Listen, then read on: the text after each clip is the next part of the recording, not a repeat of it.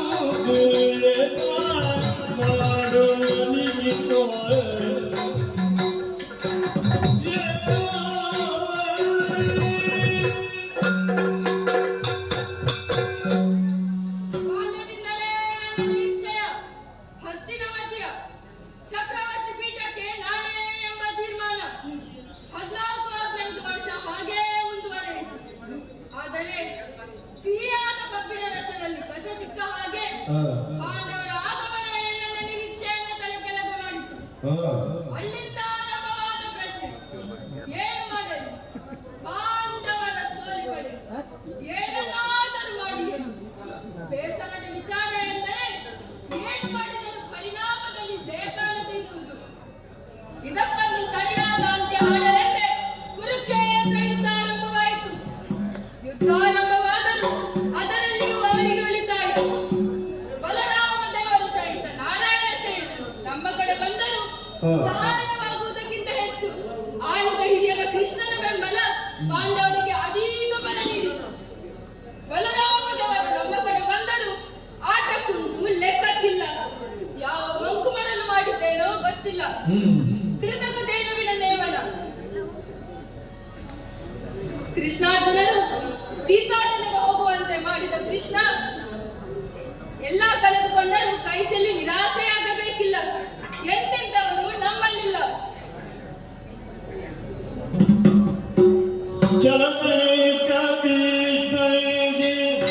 ಸರಳ ಮಂಜವಾದಾಯ್ತು.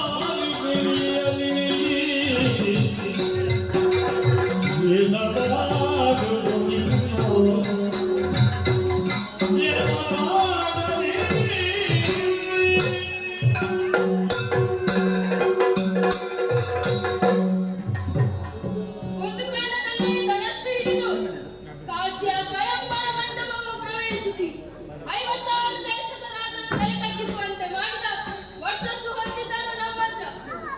ಚಲದಂತ ವಿಗಡ ವಿಶ್ರಮಿ ಮಹಾರಥಿ ಭೀಷ್ಮಾಚಾರ್ಯರಿಗೆ ಕಿರೀಟ ಕಟ್ಟಿದೆ, ಸೇನಾಧಿಪತಿಯ ಕಿರೀಟ ಕಟ್ಟಿದೆ. ಆಯುಧ ಹಿಡಿಯುವುದಿಲ್ಲವೆಂಬ ಕೃಷ್ಣನ ಕೈಯಲ್ಲಿ ಚಕ್ರ ಹಿಡಿಸುತ್ತೇನೆ, ಕೃಷ್ಣಾರ್ಜುನರ ಅಗ್ನಿರಥವನ್ನು ಹಿಂದೆ ಸರಿಸುತ್ತೇನೆ, ದಿನವೊಂದರ 10,000 ಮಕ್ಕಳ ವಸನರ ತಲೆ ತೆಗೆಯುತ್ತೇನೆ. ಅಬ್ಬ, ಎಂತಹ ಪ್ರತಿಭೆ! ಸಾಮಾನ್ಯರಿಗೆ ಯೋಚಿಸಲು ಸಾಧ್ಯವೇ ಇಲ್ಲ. ಅಂದವರು 10ನೇ ದಿವಸ ಸರಳವಂತದಲ್ಲಿ ಒಳಗಿದ್ದು ಶಿಖಂಡಿಯ ನೇವನ 10 ದಿವಸ ಕೌರವರ ಸೇನಾಧಿಪತಿ ಅನ್ನುವುದಕ್ಕಿಂತ ಪಾಂಡವರನ್ನು ರಕ್ಷಿಸಿದ್ದು ಎಂದು ಹೇಳುವುದೇ ಸರಿ. 11ನೇ ದಿವಸಕ್ಕಾಗುವಾಗ ಶಾಪದಿಂದಲೋ ಶರದಿಂದಲೋ ಉಭಯ ಕುಲಬಿಲ್ಲವಾದ ದ್ರೋಣಾಚಾರ್ಯರಿಗೆ ಕಿರೀಟ ಕಟ್ಟಿದೆ. ಏನು ಬೇಕು ಕೌರವ ಎಂದು ಕೇಳಿದ್ದು. ಧರ್ಮರಾಯನನ್ನು ಬಂಧಿಸಿ ಎಂದೆ. ಹೇಳಿದಂತೆ ಬಂಧಿಸಿದ್ದಾರೆ, ಆದರೆ ಇಲ್ಲಿಗೆ ತರಲಿಲ್ಲ. ಕೇಳಿದೆ, ಕೃಷ್ಣಾರ್ಜುನನು ಬಂದು ಬಿಡಿಸಿದ್ರು ಎಂದು ಲೆವಣರು ಹೇಳುತ್ತಾರೆ. ಅರ್ಜುನನನ್ನು ನೋಡುವಾಗ ಅವರಿಗೆ ಏನಾಗುತ್ತದೋ ಗೊತ್ತಿಲ್ಲ. ಒಟ್ಟಿನಲ್ಲಿ ದ್ರೋಣಾಚಾರ್ಯರ ಕತೆ ಹಾಗೆ, ಭೀಷ್ಮಾಚಾರ್ಯರ ಕತೆ ಹೀಗೆ. ನಮ್ಮ ತಲೆಯ ಮೇಲೆ ನಮ್ಮದೇ ಕೈ. ಏನು ಮಾಡಲಿ, ಯಾರನ್ನು ನಂಬಲಿ? ಯಾರಪ್ಪ ಇಷ್ಟು ಹೊತ್ತಿನಲ್ಲಿ?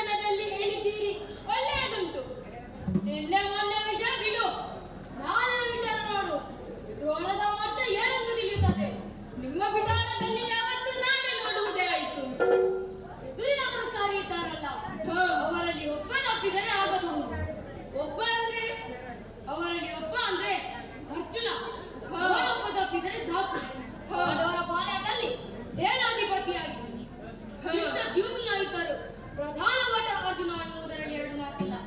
ನನ್ನೆಲ್ಲ ವಿದ್ಯಾನ ಅವನಿಗೆ ದಾರಂತದ್ದಾಗಿದೆ.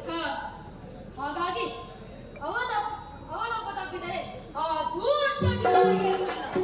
ಅರ್ಜುನನಲ್ಲಿ ಪ್ರೀತಿಯುಂಟು ಸರಿ, ಆದರೆ ಈಶ್ವರನಿಗಿಂತ ದೊಡ್ಡವ ಎಂದು ಹೇಳಬೇಡಿ. ಮಗನಿಗೆ ಕಲಿಸಿದವರು ನೀವೇ ಅಲ್ವಾ? ನಿಮ್ಮ ಪಕ್ವತೆ ಅವನಿಗಿರಲು ಸಾಧ್ಯವೇ? ಈಗ ನೋಡು, ನಿನ್ನಲ್ಲಿರುವ ಸಂಗ್ರಹ ಸೀಮಿತ ಅವನಲ್ಲಿ ಮಾತ್ರವಲ್ಲ, ಬೇರೆ ಬೇರೆ ಕಡೆ ಸಂಗ್ರಹಿಸಿದ್ದಾರೆ. ಹಾಗಾಗಿ ಅವ ಎದುರಿಗಿದ್ದರೆ ನಮಗೆ ಎದುರಿಸಲು ಕಷ್ಟ. ಅವನನ್ನು ತಪ್ಪಿಸಿದ್ರೆ ಏನು ಮಾಡ್ತೀರಿ? ಸಪ್ತ ವ್ಯೂಹಗಳಿಂದ ವೃತ್ತವಾದ ಸಪ್ತ ವ್ಯೂಹಗಳಿಂದ ವಿರೋಧಿಗಳ ವಿರುದ್ಧ ಸಂಪೂರ್ಣವನ್ನು ಕಟ್ಟುತ್ತೇನೆ. ಅದು ಹೇಗೆ? ನಿನ್ನ ಬಾಣನ್ನು ಮುಂದಿಟ್ಟು ಕೆಲಸ ಮಾಡೋಣ. ಬಾವ ಯಾರವ? ಸೈಂಧವನ ಅಣ್ಣ ತೋರಿಸಿಯಾದವನಿಂದ ಏನಾದಿತ್ತು ಗುರುಗಳೇ? ಅವನದೊಂದು ವಿಶೇಷತೆ ಇದೆ, ಹೊರ ಇದೆ ಅಲ್ಲ. ಏನದು?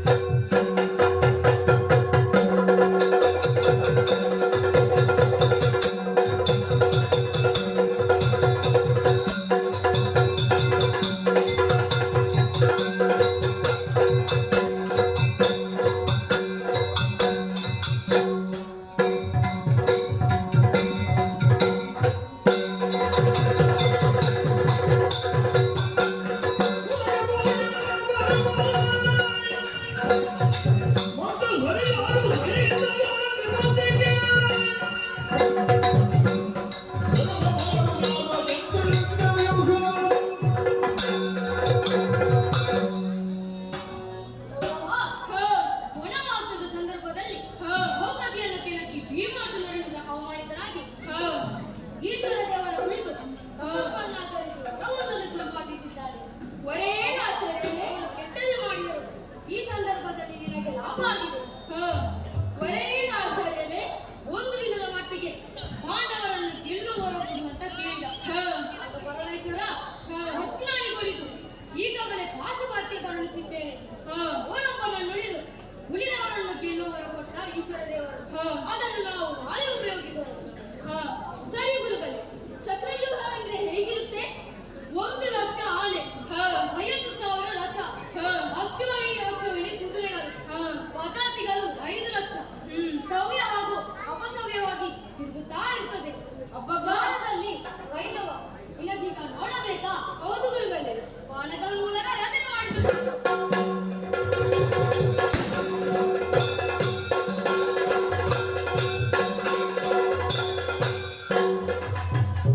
ಅಬ್ಬಬ್ಬಬ್ಬ, ಅದ್ಭುತ!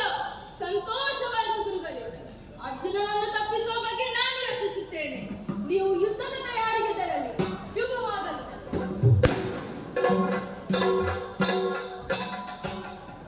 ಹಿಂದೆ ಘೋಷಯಾತ್ರೆಯ ಸಂದರ್ಭದಲ್ಲಿ ಚಿತ್ರಸೇನೆಯಿಂದ ಅವಮಾನಿತನಾದ ನನಗೆ ಧೈರ್ಯ ತುಂಬಿದವರು ಸಂಸಪ್ತಕರು. ಕಷ್ಟ ಕಾಲದಲ್ಲಿ ಒದಗಿ ಬರುತ್ತೇವೆ ಎಂದು ಹೇಳಿದ್ದಾರೆ. ಅವರನ್ನೇ ಮನವರಿಕೆ ಮಾಡುತ್ತೇವೆ.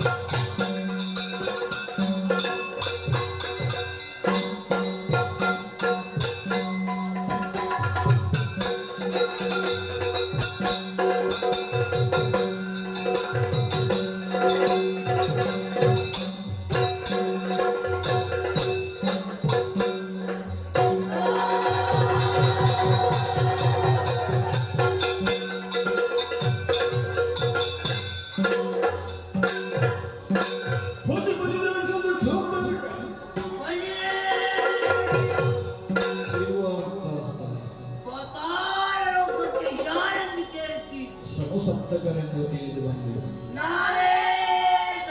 ಹೊರಟು ಬಂದ ಕಾರ್ಯ ಅನೇಕ ವಿದ್ಯೆ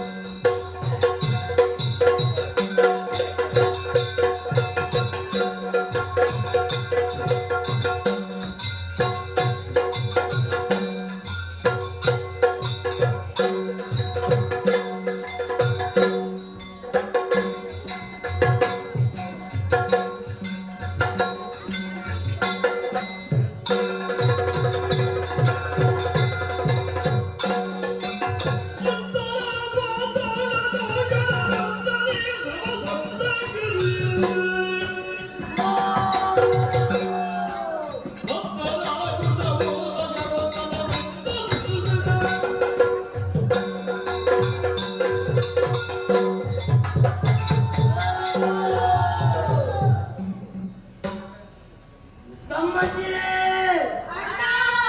ನಮ್ಮ ತಂದೆಯವರಾದ ನಿವಾಸಿಕಾಚಾರ್ಯ ಸಾವಿಗೆ ಕಾರಣನಾದ ಇಂದ್ರನ ಮಗ ಪಾರ್ಥನ ಕಾರಣನಾಗಿದ್ದಾನೆ. ಸೇಡಿನ ಬೆಂಕಿ ಮೈಯೆಲ್ಲ ಆವರಿಸಿದೆ. ಸಮಯ ಬರಲಿ ಎಂದು ಕಾಯುತ್ತಿರುವಾಗಲೇ ಮಿತ್ರನಾದ ಕೌರವನ ಹಿಡಿದಂತಿದೆ. ಶತ್ರುವಿನ ಶತ್ರು ಮಿತ್ರ, ಆಪತ್ತಿಗಿಲ್ಲದ ಸ್ನೇಹ ಮೌಲ್ಯರಹಿತ. ಕೌರವನ ಆಂದೋಲನದಂತೆ ಪಾರ್ಥನನ್ನು ಯುದ್ಧಕ್ಕೆ ಆಹ್ವಾನಿಸಬೇಕು. ಯಾರಲ್ಲಿ ದೂತ ಸಭೆಗೆ ಬರಲಿ.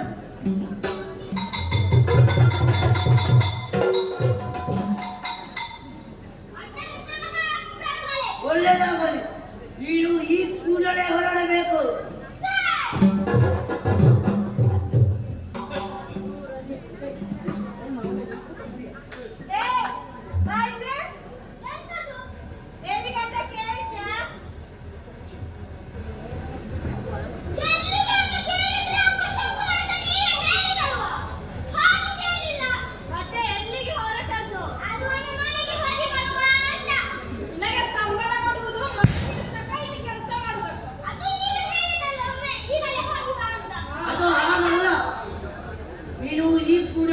ಹಸ್ತಿನಾವತಿಗೆ ಹೋಗಿ ಅಲ್ಲಿ ಪಾಂಡವರಲ್ಲಿ ಅರ್ಜುನ ಅಂತ ಇದ್ದಾನೆ, ಅವನಿಗೆ ಒಂದು ಕೊಟ್ಟು ಬಾ. ನೀನು ಕೊಡು, ಅವನು ಕೊಟ್ಟಾನು, ತೆಗೆದುಕೊಂಡು ಬಾ. ಓಲೆ ತೆಗೆದುಕೊ, ಶೀಘ್ರ ತರಲು. ಸಂಬಂಧಿರೇ, ನಮ್ಮ ಒಳಗೆ ಕೃಷ್ಣಾರ್ಜುನರು ಹೇಗೆ ಸ್ಪಂದಿಸುವರೋ ತಿಳಿಯದು.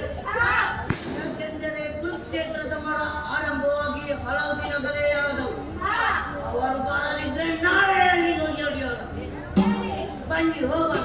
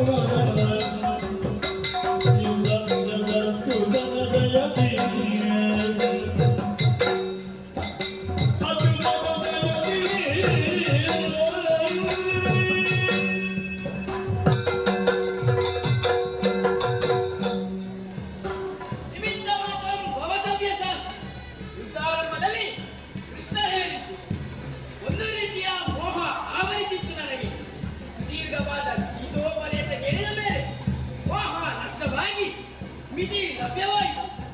ನಮ್ಮವರನ್ನು ಹೇಗೆ ಕೊಲ್ಲಲಿ ಎಂಬ ಭಾವ